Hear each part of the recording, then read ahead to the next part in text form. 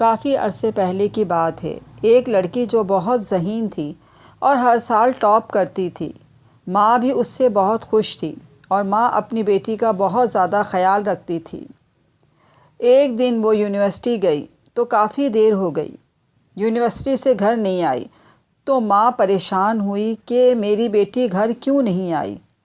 وہ ابھی یہ سوچ ہی رہی تھی کہ اس کی سہیلی کا فون آیا۔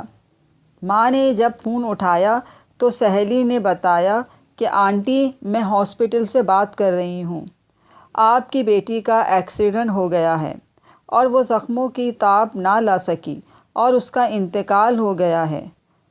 تو ماں یہ سن کر بے ہوش ہو گئی۔ گھر میں اس وقت کوئی نہیں تھا، بس ایک چھوٹی بیٹی تھی۔ وہ بھاگتی ہوئی امی کے پاس آئی اور امی کو ہوش میں لانے کی کوشش کی، لیکن ماں ہوش میں نہ آئی تو اس نے فوراً ابو کو فون کرا اور ابو فوراً ہی گھر آ گئے۔ انہوں نے اپنی بیوی کو ہوش میں لانے کی کوشش کی۔ کافی دیر بعد ان کو ہوش آیا تو کیا ہوا کہ گھر میں ان کی بیٹی کی میت آ گئی، اور جب ماں نے جب میت دیکھی بیٹی کی تو وہ دیکھتے ہی ان کا بہت برا حال ہو گیا اور وہ رونے لگے۔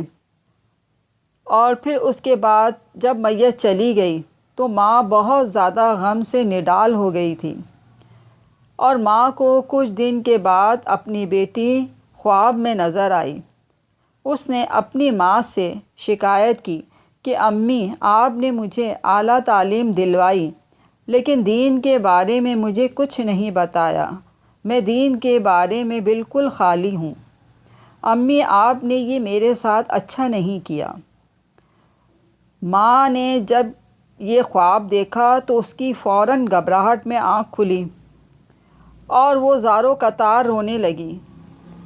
اسے بہت پچھتاوا ہو رہا تھا کہ واقعی میں نے اس کو دین کی تعلیم نہیں دلوائی اور دنیاوی تعلیم دلوائی۔ اب افسوس کرنے سے کیا فائدہ تھا؟ اس لیے اب ماؤں کو چاہیے کہ دنیا کی تعلیم کے ساتھ ساتھ دین کی تعلیم بھی ضرور دلوائیں، تاکہ آخرت کی سیڑھی چڑھنے میں ہمارے بچوں کو آسانی ہو۔